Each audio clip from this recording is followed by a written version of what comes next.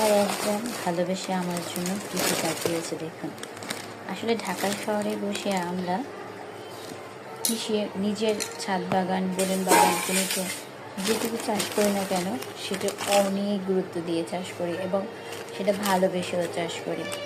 তেমন দিদি তার নিজের বাড়ি আমার বাসা থেকে একদমই কাছে।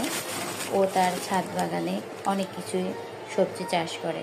সেখান থেকে কালকে এইগুলো পাঠিয়েছে।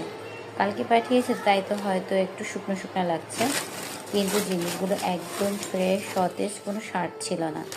ভালোবেসে যে এগুলো পাঠিয়েছে সেই জন্য দিদিকে অসংখ্য ধন্যবাদ। থানকুনি পাতা পাঠিয়েছে, মিষ্টি কুমড়ো শাক, তার গাছের লেবু এবং বিলাতি ধনিয়া পাতা। এই যে ভালোবাসাটা, এটাই অনেক কিছু। যে ভালোবাসা কোনো টাকা দিয়ে কেনা যায় না। আপনারা কে কে চাষ করতে ভালোবাসেন অবশ্যই জানাবেন।